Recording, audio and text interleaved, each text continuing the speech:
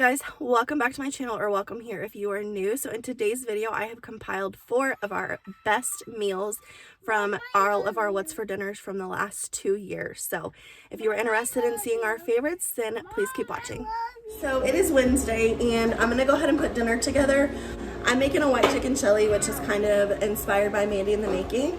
So I've never made white chicken chili before, but I wanted to put my own spin on it. So I've got 2 cups of chicken broth here. I just used the Better Than bouillon.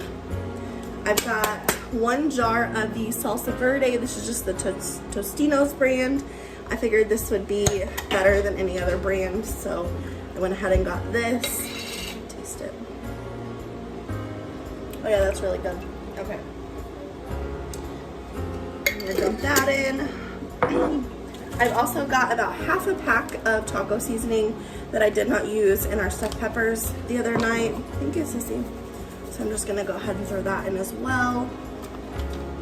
And then I'm going to throw in 2 tablespoons of ranch seasoning. Thank you.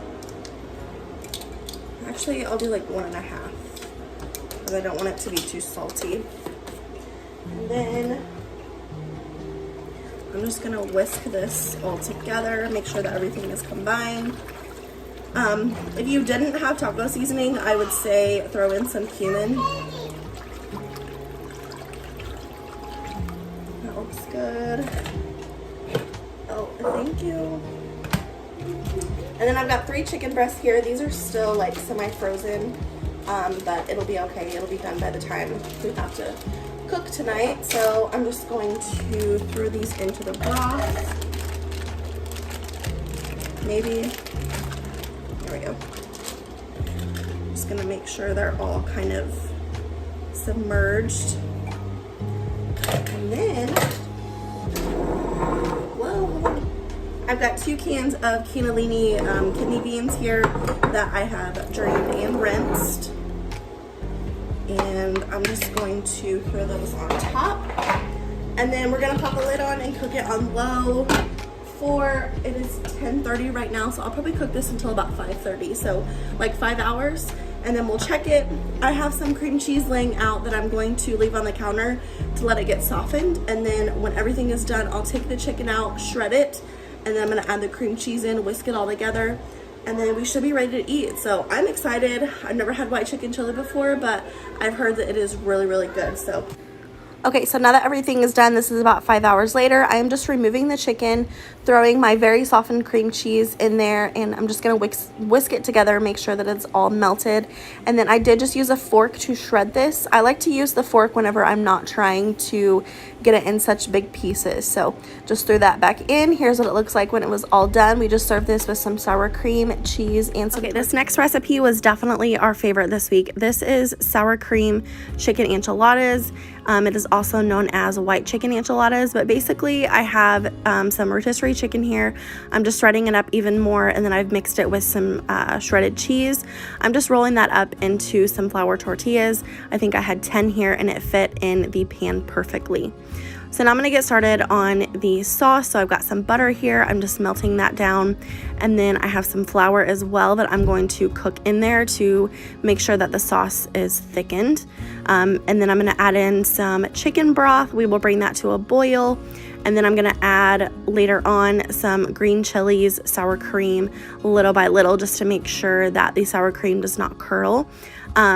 The can of green chilies, it's a 4-ounce can, but I think that if your Walmart did not have 4 ounces, you would be okay getting away with 7 ounces as well. It didn't make it spicy at all, but this recipe, you guys, was amazing. I cannot wait to make it again.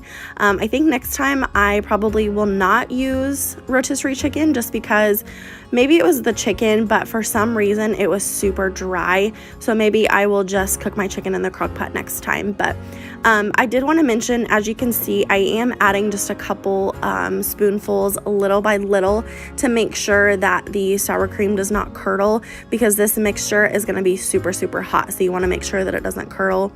I am tasting it because it smells amazing, and let me tell you, if you try anything from this video, please try this recipe.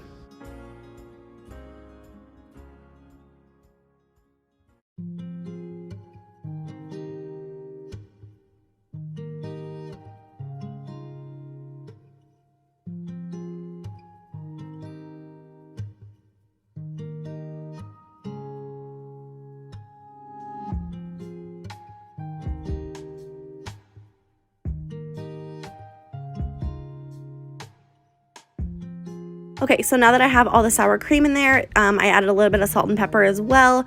I'm just gonna dump that entire sauce on top of the tortillas, and I'm gonna throw a little bit of cheese on top, and we are gonna bake this in the oven, I believe at 425 for about 30 minutes, and then we'll take it out, and then I'll throw it on the broiler for just a couple minutes to get the cheese just a little bit brown, and it will be good to go.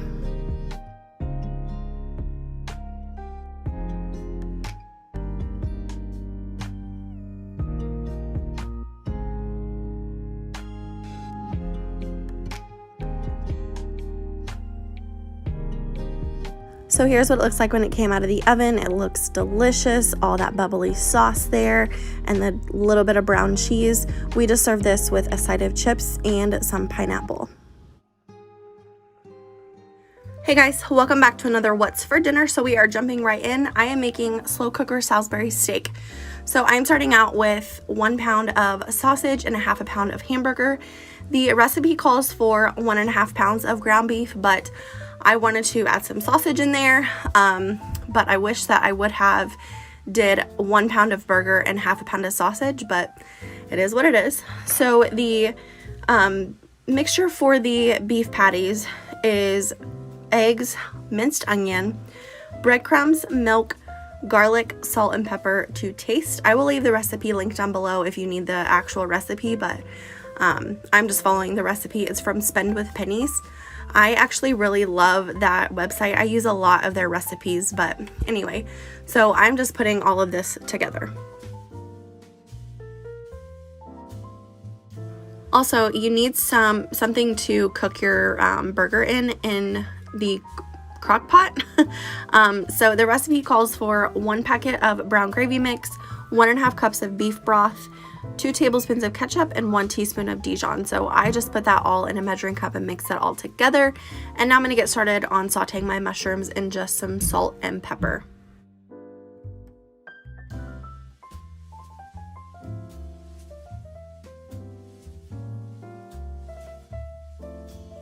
So now that I've got my mushrooms going, I'm just gonna mix up this mixture with my little handy dandy hamburger chopper that I got at Walmart. I think it's like $4 at Walmart. It is not expensive at all, and it is seriously one of the most used kitchen tools that I ever use. It's not online, so you'll just have to find it in your local Walmart, but if you see it in your Walmart, definitely pick it up. I have 2 or 3 of these, and it is the best. But I found that after I got everything mixed together, I still needed to go in with my hands to make sure that everything was really well combined.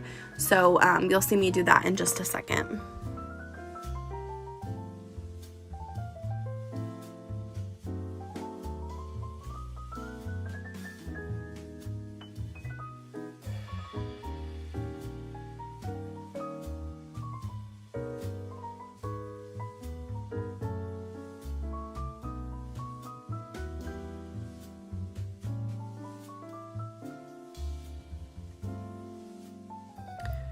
Okay, so now that the mushrooms are pretty well sauteed, I just put them in the bottom of the crock pot and they'll just cook down there, and we'll put the patties on top. But I'm gonna get started on sauteing the patties. You just wanna saute them just until they're golden brown in some olive oil. It only takes just a couple minutes per side, and then we'll throw them into the crock pot.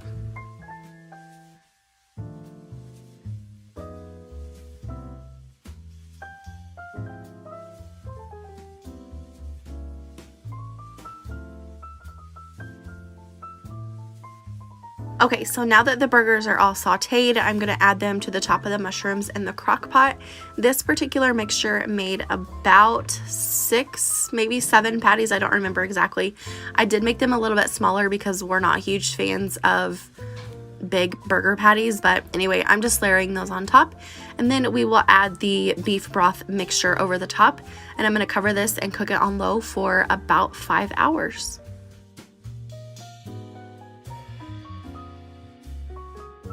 Okay, so when the 5 hours was up, the recipe calls for 2 tablespoons of cornstarch to 4 tablespoons of water. This is basically just to thicken up your gravy mixture.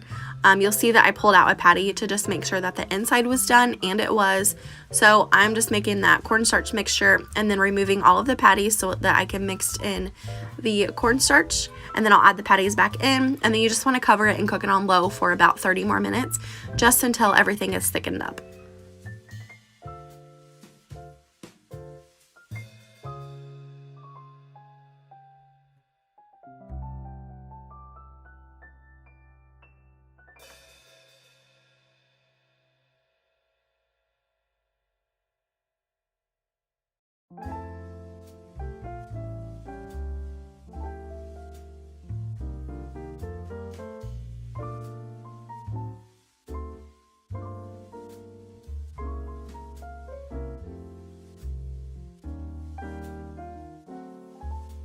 So this was our Sunday dinner. So we just served this with some mashed potatoes, green beans, mac and cheese, and a biscuit on the side. And let me tell you, this meal was so good.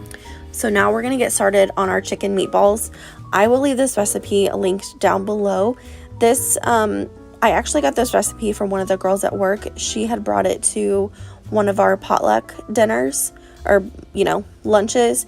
And these are so good. I have never cooked with ground chicken before, but it was definitely a nice change, and this recipe is really good. So I highly recommend trying it. If you don't try anything else in this video, definitely try this recipe.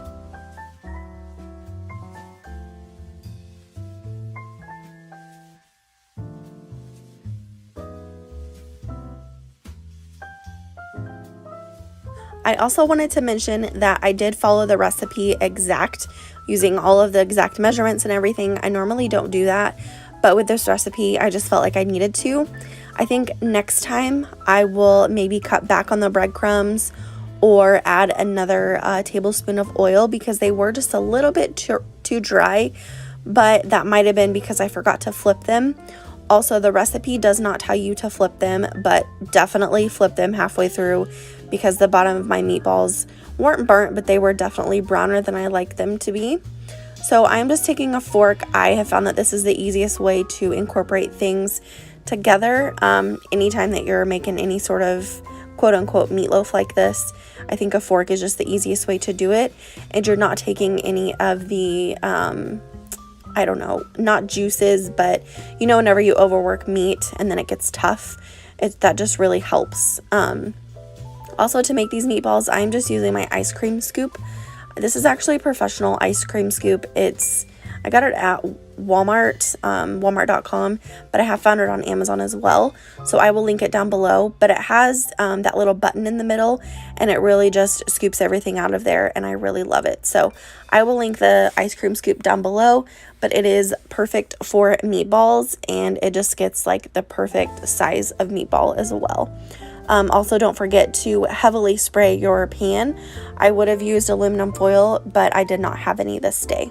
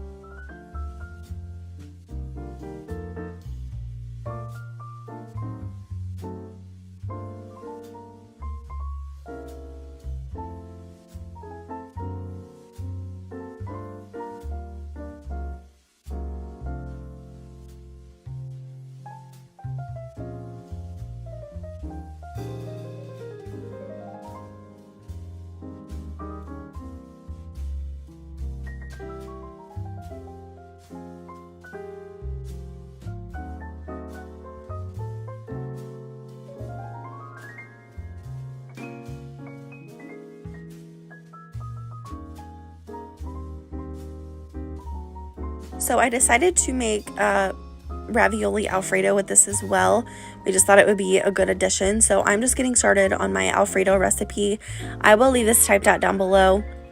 I don't have a certain recipe that I follow. I just kind of trial and error with my Alfredo recipe, and this is what I found to be the best. So I will leave it typed out down below if you guys are interested, but I started making this Alfredo recipe just a few months ago, and I will never buy another jar of Alfredo again. So if you've never made your own Alfredo sauce, I highly recommend.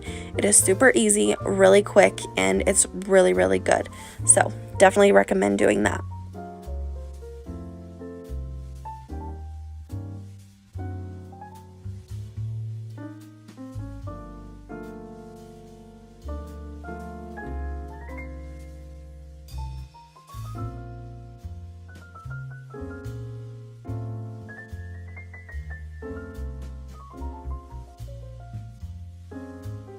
So now I'm just going to get started cooking my cheese ravioli.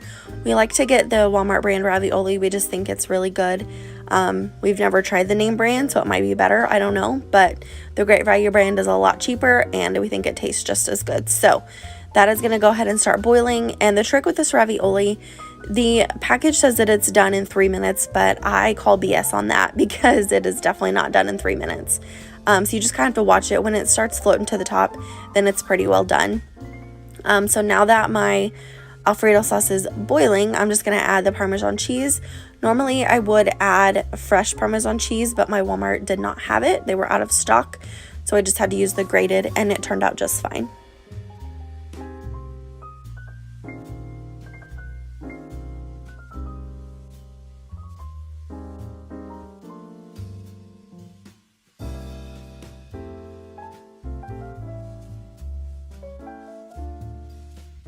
So I am adding some parsley. I just do this to add just a little bit of color, and if you saw me rub it in my hands, that is because my grandma told me that that is the best way to use dry herbs like that. You just rub them in between your hands. It releases the oils and it gives it just a better flavor. So definitely recommend trying that. So here is everything. I have it set up for everybody to make their plates. We serve this with some broccoli on the side. And here is what my plate looked like. All right, so that is going to be it for today's video. I hope that you guys enjoyed. If you did, please give it a thumbs up. If you're new here, please subscribe. Don't forget to check out the description box down below for all of my What's for Dinner videos. I think I have over 50 down there, so if you need some dinner ideas, I am your girl. So anyway, have a great day, and I'll see you in my next one. Bye, guys.